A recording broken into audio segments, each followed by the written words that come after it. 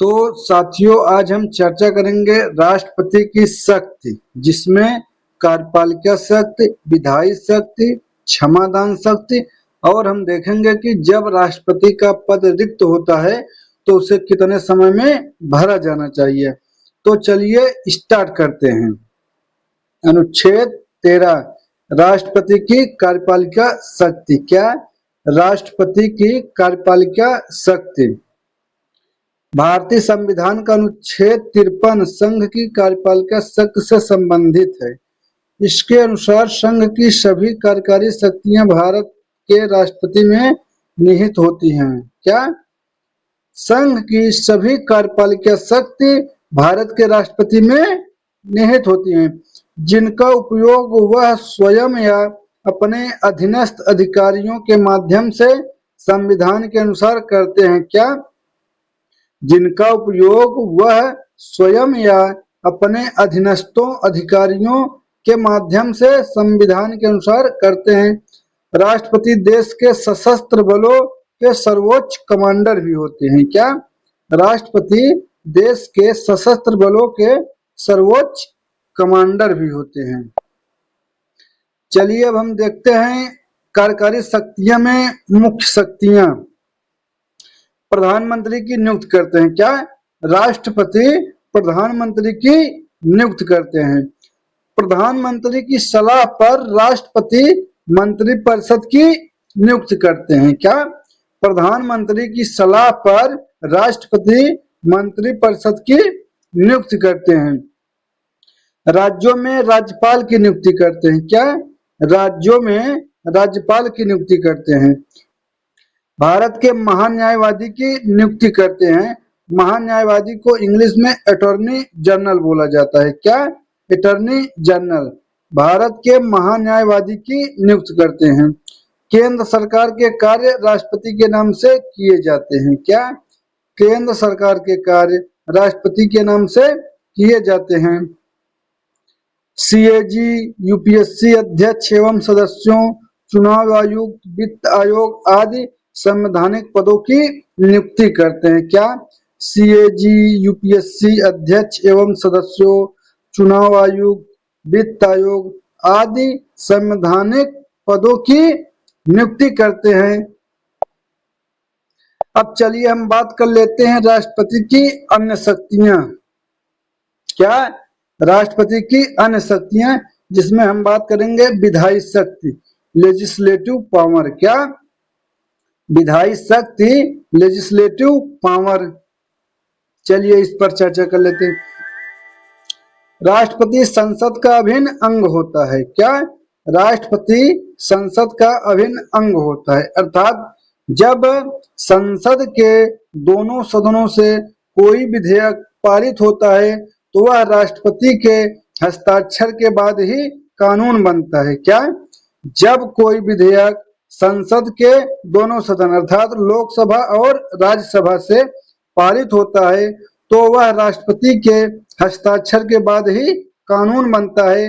इसीलिए राष्ट्रपति को बोला जाता है कि राष्ट्रपति संसद के अभिन्न अंग होते हैं। संसद का सत्र बुलाना। क्या? राष्ट्रपति संसद के सत्र को बुलाते हैं। स्थगित करना। स्थगित करना क्या होता है? जब संसद को कुछ घंटों, कुछ दिनों, कुछ सप्ताह के लिए स्थगित कर दिया जाता है तो उसे स्थगित करना बोलते हैं। चलिए इसको हम एक एग्जाम्पल के माध्यम से समझते हैं। जैसे स्कूल में 1, 2, 3, 4 आदि दिनों की छुट्टी हो जाती है, ऐसे ही जब संसद को कुछ घंटों, कुछ दिनों, कुछ सप्ताह के लिए स्थगित किया जाता है तो उसे स्थगित करना बोलते हैं। सत्रावसान करना। जब संसद का सत्र समाप्त हो जाता है तो राष्ट्रपति सत्रावसान करते हैं। क्या? जब संसद का सत्र समाप्त हो जाता है तो राष्ट्रपति उसे सत्रावसान करते हैं, तो उसी को सत्रावसान कहा जाता है। लोकसभा को भंग करना। जब पुरानी लोकसभा का कार्यकाल खत्म हो जाता है या सरकार बहुमत सिद्ध नहीं कर पाती है तो राष्ट्रपति लोकसभा को भंग कर देते हैं। क्या? जब पुरानी लोकसभा का कार्यकाल समाप्त हो जाता है या सरकार अपनी बहुमत सिद्ध नहीं कर पाती है तो राष्ट्रपति लोकसभा को भंग कर देते हैं। संसद के संयुक्त अधिवेशन को बुलाना, क्या? संसद के संयुक्त अधिवेशन को बुलाना। संयुक्त अधिवेशन क्या होता है? जैसा कि संसद में दो सदन हैं, लोकसभा और राज्यसभा। जब कोई विधेयक इन सदनों में लाया जाता है तो मान लो किसी सदन से पारित हो गया और वह दूसरे सदन में पारित नहीं हो पाया तो राष्ट्रपति संयुक्त अधिवेशन बुलाते हैं और ये जो लोकसभा और राज्यसभा के सदस्य हैं एक साथ बैठते हैं और अपना मत देते हैं। यदि संयुक्त बैठक में विधेयक पारित हो जाता है तो विधेयक को पारित मान लिया जाता है, लेकिन ये संयुक्त बैठक सिर्फ साधारण विधेयक पर ही लागू होता है। क्या? संयुक्त बैठक सिर्फ साधारण बहुमत के लिए ही लागू होता है, अर्थात संविधान संशोधन विधेयक या मनी बिल पर संयुक्त बैठक नहीं बुलाई जा सकती।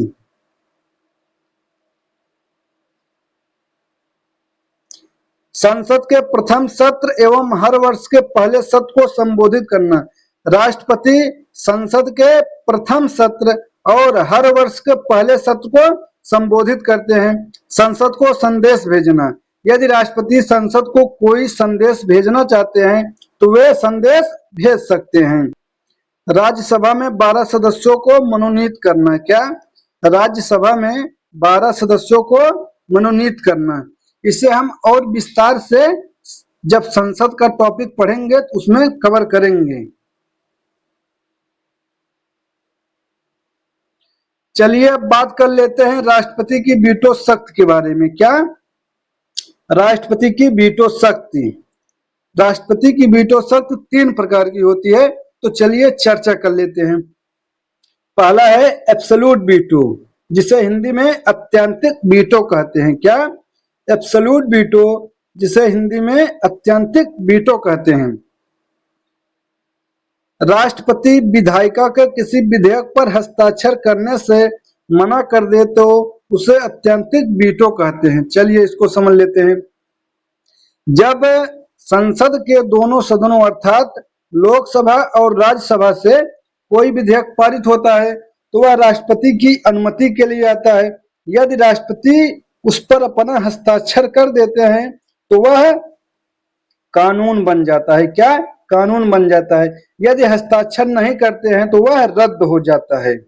किसी को अत्यंतिक वीटो कहते हैं। लेकिन ध्यान रहे ये एब्सोल्यूट वीटो सिर्फ साधारण विधेयक पर ही लागू होता है। क्या? ये एब्सोल्यूट वीटो सिर्फ साधारण विधेयक पर लागू होता है। इसे मनी बिल और संविधान संशोधन विधेयक पर लागू नहीं किया जा सकता। क्या? एब्सोल्यूट वीटो को मनी बिल और संविधान संशोधन विधेयक पर लागू नहीं किया जा सकता। यह सिर्फ साधारण विधेयक पर ही लागू होता है। सेकंड, सस्पेंसिव वीटो, जिसे हिंदी में निलंबनकारी वीटो कहते हैं। क्या? सस्पेंसिव वीटो, जिसे हिंदी में निलंबनकारी वीटो कहते हैं। राष्ट्रपति किसी विधेयक को पुनर्विचार के लिए वापस भेज दे। क्या? राष्ट्रपति किसी विधेयक को पुनर्विचार के लिए वापस भेज दें तो उसे निलंबनकारी वीटो कहते हैं। चलिए इसे भी समझते हैं।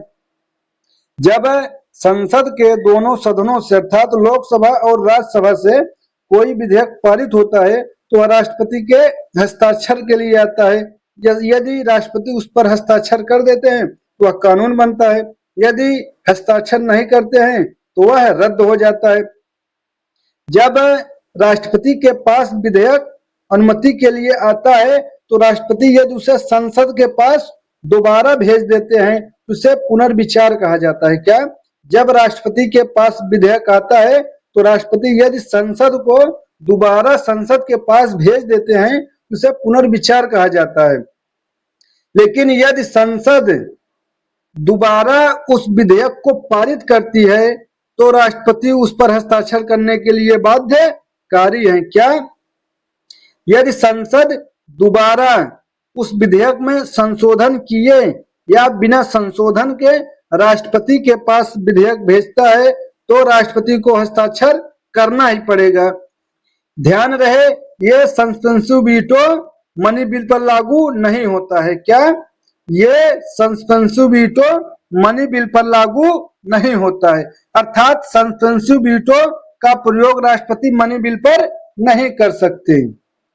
अब चलिए हम बात करते हैं थर्ड पॉइंट पर, पॉकेट वीटो क्या होता है। क्या पॉकेट वीटो, राष्ट्रपति किसी विधेयक पर न तो हस्ताक्षर करे और न ही वापस करे, बल्कि उसे अपने पास अनिश्चित काल के लिए रख लेते हैं, तो उसे पॉकेट वीटो कहते हैं। क्या जब राष्ट्रपति के पास कोई विधेयक आता है तो राष्ट्रपति न तो उस पर हस्ताक्षर करते हैं और न ही विधेयक को वापस करते हैं, बल्कि उसे अपने पास अनिश्चित काल के लिए रख लेते हैं, तो इसे पॉकेट वीटो कहा जाता है। अर्थात राष्ट्रपति के पास जब कोई विधेयक हस्ताक्षर के लिए आता है तो राष्ट्रपति उस पर न तो हस्ताक्षर करते हैं और न ही संसद को पुनर्विचार के लिए वापस भेजते हैं, बल्कि उसे अपने पास अनिश्चित काल, अर्थात कोई समय तय नहीं है, अनिश्चित काल के लिए अपने पास रख लेते हैं, तो उसे पॉकेट वीटो कहते हैं। तो राष्ट्रपति की ये वीटो शक्ति है। क्या था? Absolute veto, suspensive veto, pocket veto. उम्मीद करते हैं कि आप लोगों को समझ में आ गया होगा। चलिए अब बात करते हैं राष्ट्रपति की क्षमादान शक्ति। क्या? राष्ट्रपति की क्षमादान शक्ति। भारत का राष्ट्रपति भारत क्षेत्र में किसी भी न्यायालय के दंड को माफ कर सकता है। क्या? भारत का राष्ट्रपति भारतीय क्षेत्र के अंदर किसी भी न्यायालय द्वारा दी गई सजा को पूर्णतः माफ कर सकता है। राष्ट्रपति की क्षमादान शक्तियां 5 प्रकार की होती हैं। क्या? राष्ट्रपति की क्षमादान शक्तियां 5 प्रकार की होती हैं। चलिए समझ लेते हैं। फर्स्ट, क्षमा, पर्डन। क्या? क्षमा, पर्डन। जब राष्ट्रपति किसी दोषी व्यक्ति को सजा को पूर्णतः माफ कर देते हैं उसे क्षमा कहा जाता है। क्या? जब राष्ट्रपति किसी दोषी व्यक्ति को सजा मुक्त कर देते हैं तो उसे क्षमा कहा जाता है। मान लो किसी व्यक्ति को मृत्यु दंड, क्या? मृत्यु दंड या आजीवन कारावास या कोई भी सजा मिला हो, जब राष्ट्रपति उसे सजा से मुक्त कर देते हैं तो उसे क्षमा कहा जाता है। क्या? क्षमा। अब चलिए बात करते हैं सेकंड, लघुकरण, कम्यूटेशन। क्या? लघुकरण, कम्यूटेशन, ये क्या होता है? चलिए इसको समझते हैं। जब राष्ट्रपति सजा की प्रकृति में बदलाव कर देते हैं तो उसे लघुकरण कहा जाता है। क्या? जब राष्ट्रपति सजा की प्रकृति में बदलाव कर देते हैं तो उसे लघुकरण कहा जाता है। चलिए इसको एक उदाहरण के माध्यम से समझते हैं। मान लो किसी व्यक्ति को मृत्यु दंड की सजा मिली है तो राष्ट्रपति लघुकरण के माध्यम से उसे आजीवन कारावास में बदल सकते हैं। क्या? आजीवन कारावास में बदल सकते हैं। यदि किसी व्यक्ति को मृत्यु दंड की सजा मिली है तो राष्ट्रपति इस शक्ति के माध्यम से उसे आजीवन कारावास में बदल सकते हैं। चलिए अब हम थर्ड पॉइंट पर बात करते हैं, परिहार, रेमिशन। क्या? परिहार, रेमिशन। जब राष्ट्रपति सजा की अवधि में कमी कर देते हैं तो उसे परिहार कहा जाता है। क्या? जब राष्ट्रपति सजा की अवधि में कमी कर देते हैं तो उसे परिहार कहा जाता है। चलिए इसे भी एक एग्जाम्पल के माध्यम से समझते हैं। मान लो किसी व्यक्ति को 10 वर्ष का कठोर सजा मिली हो तो राष्ट्रपति उसे 5 साल की कठोर सजा में बदल सकते हैं। क्या? मान लो किसी व्यक्ति को 10 साल की कठोर सजा मिली हो तो राष्ट्रपति उसे 5 साल की कठोर सजा में बदल सकते हैं। इसमें सिर्फ सजा की अवधि में कमी की जाती है और सजा जिस प्रकार की मिली होती है सजा उसी प्रकार की होती है, बस अवधि में कमी कर दी जाती है। यदि 10 साल की कठोर सजा है उसे 5 साल की कठोर सजा में बदल दिया जाता है। चलिए अब हम फोर्थ पॉइंट पर बात करते हैं। फोर्थ, विराम, रेस्पाइट। क्या? विराम रिस्पाइट। जब राष्ट्रपति किसी स्वास्थ्य कारणों से सजा की अवधि में कमी कर देते हैं तो उसे विराम कहा जाता है। क्या? जब राष्ट्रपति किसी स्वास्थ्य कारणों से किसी दोषी व्यक्ति के सजा की अवधि में कमी कर देते हैं तो उसे विराम कहा जाता है। चलिए इसको भी एक एग्जाम्पल के माध्यम से समझ लेते हैं। मान लो कोई व्यक्ति विकलांग है। क्या? कोई व्यक्ति विकलांग है तो राष्ट्रपति उसकी सजा थोड़ा कम कर सकते हैं। और मान लो कोई गर्भवती महिला है। क्या? मान लो कोई गर्भवती महिला है तो राष्ट्रपति उसकी सजा में कुछ कटौती कर सकते हैं। क्या? मान लो कोई गर्भवती महिला है तो राष्ट्रपति उसकी सजा में कुछ कटौती कर सकते हैं और उसे ही विराम कहा जाता है। चाहे विकलांग व्यक्ति हो या गर्भवती महिला या ऐसे और कोई भी मामले हो तो राष्ट्रपति कुछ मामलों में सजा की अवधि कम कर सकते हैं। अब बात करते हैं फिफ्थ, प्रविलंबन रिप्रायु। क्या? प्रविलंबन रिप्रायु ये क्या है? चलिए इसको भी समझते हैं।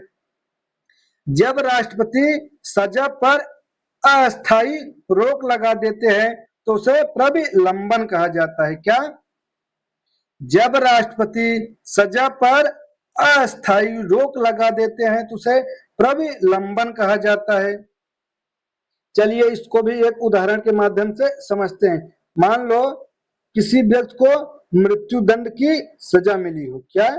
किसी व्यक्ति को मृत्यु दंड की सजा मिली हो लेकिन न्यायालय ने जल्दबाजी में डिसीजन दे दिया हो कि यह व्यक्ति दोषी है या निर्दोष है, पता नहीं है और इसके पास समय भी नहीं बचा है क्योंकि इसे मृत्यु दंड की सजा मिली है और जल्द ही से फांसी होने वाली है। तो राष्ट्रपति प्रविलंबन शक्ति का प्रयोग करके इसके सजा पर अस्थायी रोक लगा सकते हैं ताकि इस दोषी व्यक्ति के क्षमा याचना पर विचार किया जा सके। क्या? ने जल्दबाजी में किसी व्यक्ति को मृत्यु दंड की सजा दे दी हो तो यह पता नहीं है कि यह व्यक्ति दोषी है या निर्दोष और इसका मृत्यु दंड करीब में है तो राष्ट्रपति प्रविलंबन शक्ति का प्रयोग करके इसके सजा पर अस्थायी रोक लगा सकते हैं ताकि इसके क्षमा याचना पर विचार किया जा सके। क्या? इसमें सिर्फ अस्थायी रोक लगती है जिससे दोषी व्यक्ति के क्षमा याचना पर विचार किया जा सके कि ये व्यक्ति दोषी है या निर्दोष। इसमें सिर्फ अस्थायी रोक लगाई जाती है अर्थात कुछ समय के लिए सिर्फ रोक लगाई जाती है बस। उसके बाद इसके क्षमा याचना पर विचार किया जाता है कि ये व्यक्ति दोषी है या निर्दोष। तो उम्मीद करते हैं कि आपको राष्ट्रपति की क्षमादान शक्तियां समझ में आ गई होगी। चलिए एक बार रिवीजन कर लेते हैं। क्षमा, पर्डन, जब राष्ट्रपति किसी दोषी व्यक्ति को पूर्णतः माफ कर देते हैं तो उसे क्षमा कहा जाता है। लघुकरण, कम्यूटेशन, जब राष्ट्रपति सजा की प्रकृति में बदलाव कर देते हैं तो उसे लघुकरण कहा जाता है।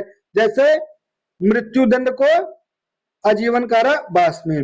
परिहार, रेमिशन, जब राष्ट्रपति सजा की अवधि कम कर देते हैं तो उसे परिहार कहा जाता है। जैसे 10 साल के कठोर सजा को 5 साल में परिवर्तित करना। विराम, रेस्पाइट, जब राष्ट्रपति किसी दोषी व्यक्ति के स्वास्थ्य कारणों से सजा को कम कर देते हैं तो उसे विराम कहा जाता है। जैसे विकलांग व्यक्ति या गर्भवती महिला आदि केस में। प्रविलंबन, रिप्रायु, जब राष्ट्रपति सजा पर अस्थायी रोक लगा देते हैं ताकि दोषी व्यक्ति के क्षमा याचना पर विचार किया जा सके तो उसे प्रविलंबन कहते हैं। जैसे हमने बताया कि मान लो किसी व्यक्ति को जल्दबाजी में न्यायालय ने मृत्यु दंड की सजा दे दी हो तो अब ये कंफर्म नहीं है कि ये व्यक्ति दोषी है या निर्दोष तो राष्ट्रपति उसके सजा पर कुछ समय के लिए अस्थायी रोक लगा सकते हैं ताकि दोषी व्यक्ति के क्षमा याचना पर विचार किया जा सके। तो उम्मीद करते हैं कि आपको समझ में आ गया होगा कि राष्ट्रपति की क्षमादान शक्तियां क्या हैं। अब चलिए बात करते हैं राष्ट्रपति की अध्यादेश जारी करने की शक्ति। क्या? राष्ट्रपति की अध्यादेश जारी करने की शक्ति, आर्टिकल 123। अध्यादेश क्या होता है, चलिए इसको समझते हैं।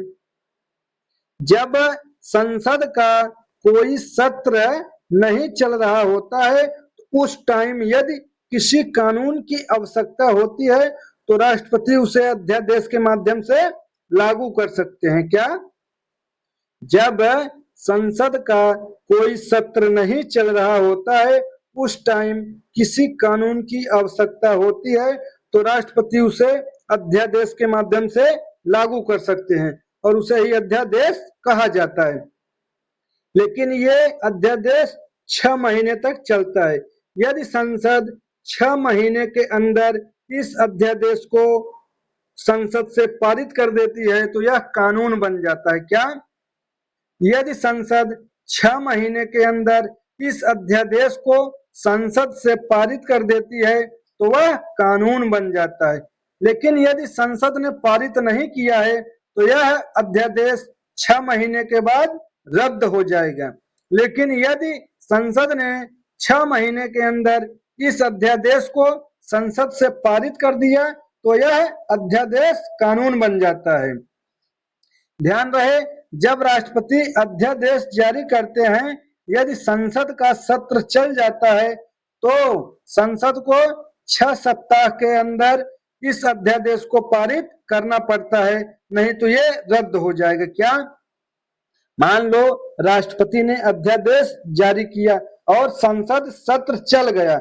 यदि संसद सत्र 6 सप्ताह के अंदर इसे पारित कर दिया तो कानून बन जाएगा, नहीं तो ये 6 सप्ताह में निरस्त हो जाएगा। क्या?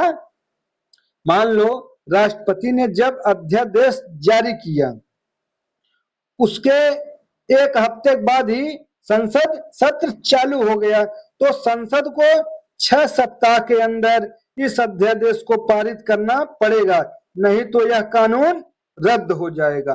तो उम्मीद करते हैं कि आपको अध्यादेश समझ में आ गया होगा। चलिए अब हम बात कर लेते हैं आर्टिकल 62 के ऊपर। आर्टिकल 62, पद की रिक्ति को भरने के लिए निर्वाचन कराने का समय। क्या? जब राष्ट्रपति का पद खाली होता है तो उसे कितने समय में भरा जाएगा, यह अनुच्छेद 62 में दिया गया है। कार्यकाल 5 वर्ष समाप्त होने से पहले ही नए राष्ट्रपति का चुनाव पूरा हो जाना चाहिए। क्या? राष्ट्रपति का कार्यकाल समाप्त होने से पहले नए राष्ट्रपति का चुनाव पूरा हो जाना चाहिए। अर्थात मान लो जो वर्तमान राष्ट्रपति है इसका कार्यकाल 5 साल है, लेकिन जो नया राष्ट्रपति है उसका चुनाव, यह जो वर्तमान राष्ट्रपति है इसका कार्यकाल समाप्त नहीं हुआ है तभी इसका चुनाव हो जाना चाहिए, ताकि इस राष्ट्रपति का पद जब रिक्त हो तुरंत नया राष्ट्रपति आ जाए। यदि मृत्यु, त्यागपत्र, महाभियोग के कारण पद रिक्त होता है तो 6 महीने के भीतर चुनाव कराना अनिवार्य है। क्या? यदि राष्ट्रपति की पद पर मृत्यु हो जाती है या त्यागपत्र दे देते हैं या महाभियोग अर्थात उन्हें पद से हटा दिया जाता है तो इस कारण से यदि पद रिक्त होता है तो 6 महीने के अंदर चुनाव कराना अनिवार्य है, अर्थात 6 महीने में चुनाव कराना ही पड़ेगा।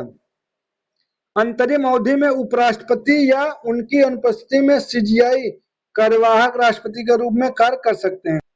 मान लो किसी भी कारण से यदि राष्ट्रपति का पद खाली हो जाता है तो उस पर उपराष्ट्रपति बैठेंगे। क्या? यदि राष्ट्रपति का पद खाली हो जाता है तो उस पद पर उपराष्ट्रपति बैठते हैं। मान लो यदि उपराष्ट्रपति भी नहीं है तो देश का सीजीआई बैठता है। क्या? देश का मुख्य न्यायाधीश बैठता है। मान लो यदि देश का मुख्य न्यायाधीश भी नहीं है तो उस पद पर, राष्ट्रपति के पद पर सुप्रीम कोर्ट का वरिष्ठतम न्यायाधीश पद पर बैठता है। क्या? जब राष्ट्रपति का पद खाली होता है तो उस पद पर उपराष्ट्रपति बैठते हैं अस्थायी, और यदि उपराष्ट्रपति भी नहीं है तो उनकी अनुपस्थिति में देश का मुख्य न्यायाधीश बैठता है यदि देश का मुख्य न्यायाधीश भी नहीं है तो उस पद पर सुप्रीम कोर्ट का वरिष्ठतम न्यायाधीश बैठता है। तो उम्मीद करते हैं कि आप लोगों को आज का लेक्चर समझ में आ गया होगा। अब हम नेक्स्ट लेक्चर में उपराष्ट्रपति के ऊपर चर्चा करेंगे। क्या? उपराष्ट्रपति के ऊपर चर्चा करेंगे। यदि वीडियो पसंद आया हो तो इसे लाइक करें और चैनल को सब्सक्राइब करें। मिलते हैं नेक्स्ट वीडियो में, तब तक के लिए धन्यवाद।